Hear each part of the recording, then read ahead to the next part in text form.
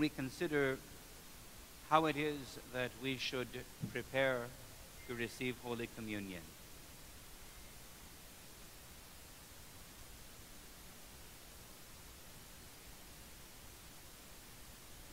We sometimes get lost in the details. There we go. We get lost in the details of what we must do, of how we should accomplish this. But in a fundamental sense, we know what happens when we are preparing. If we hold to the rule that we must fast for an entire week before we approach the sacrament, what happens to that week? It becomes entirely focused on our goal. I remember once, a number of years ago, I was attending at another parish the festal liturgy.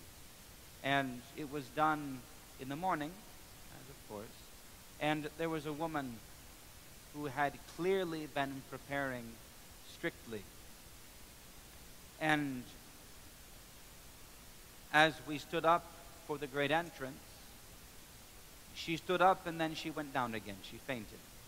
And of course it was disruptive to the service, and we paused briefly and made sure that she was all right. And she waved everyone away and stood up and very carefully, very piously, but also with a sense of consciousness. She knew that she had made something of a scene, but she refused to be taken out, and she refused to take any water or any Coke or any sugar because she was going to receive communion.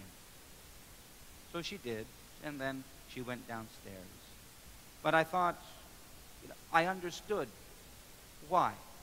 Because in her mind, she had spent the last week working towards this goal, and how terrible it would be to fall short through a small and insignificant thing like physical weakness, barely 20 minutes from the goal.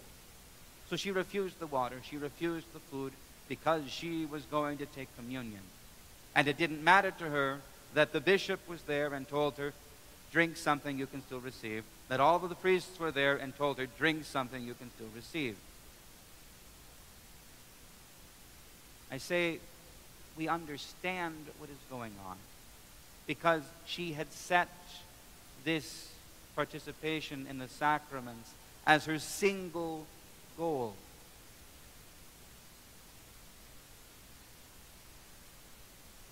And in a sense, we can praise her for that single-mindedness, for that devotion. And we can also say that it's not sustainable. If everyone were doing that, then we would have a fainting episode every single service. And a church would be nothing but doctors and physicians to care for those who had worn themselves out and destroyed their health by fasting. But the kernel is right. The goal is correct. We set our minds and our hearts on the presence of the Lord in our midst, and we set aside anything else so that we may receive him. The intent is good. The execution and understanding is wrong. It's wrong because if we must prepare in that way, what it implies, and what we understand it to imply, we know this. What it implies is that when we are not preparing for communion, we are distant from God. He is absent from us. He doesn't matter. We can live our lives in whatever way we want because we are not focusing, we are not directing our hearts and our minds and our desire towards the Lord. This is indeed what happens. The result of this is ultimately empty churches, empty lives.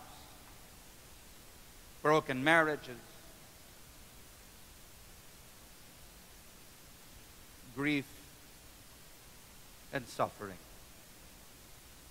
We either choose Christ all the time or we drift away from him. And this is the problem. But setting aside that issue for a moment, because we see the problem. What we need to remember above all, besides the fasting, besides the prayer, besides the almsgiving, the point is this: that woman's focus was right. If we can borrow that mind and heart and intent and desire that she had to receive Christ, and set aside the excess of practical action to which she went, and take that desire and focus and direction of our minds and hearts from one feast day, the year, and apply it to our entire life. This is the Christian way of life. This is what it means to live a life of preparation. If our focus, if our attention, if our eyes and our hope are on the Lord at all times, wherever we are, at home, at school, at work, on the road, and in church. And this is what we see presented and exemplified to us in both the epistle and the gospel today. The epistle tells us of all the righteous of the Old Testament who by faith worked wonders, endured suffering, and won salvation. Of Moses, yes, and Gideon, and Barak, and Samson, and Jephthah, and David, and Samuel. All of those who, St. Paul says, the world was not worthy of them. And although they were well attested for their faith, their hope, their attention, their trust in God, they were not granted to see him come, because they were waiting for us to join them, so that together we might cast our eyes and our hearts on the Lord and see his salvation. But the Sunday of Orthodoxy celebrates the fulfillment of that expectation. Because we hold up high, we adorn our churches and we elevate the icons, the images of our Savior, present and visible to us. And we rejoice, we celebrate the fulfillment of the hope of all the righteous of the Old Covenant, and the visible presence of the Lord to us. Because our salvation has come, we do not any longer need to wonder when Messiah will arrive. We have seen him. We have kissed him. We have tasted and seen how good the Lord is. And because he is visible to our eyes in the icons, indeed we have no excuse not to cast our eyes and our hearts and our attention and all our lives upon him all the time. This is what it means to prepare to receive the Lord, to see him coming and attend to him and respond to him and come to meet him. To this we are called. This gift is given to us.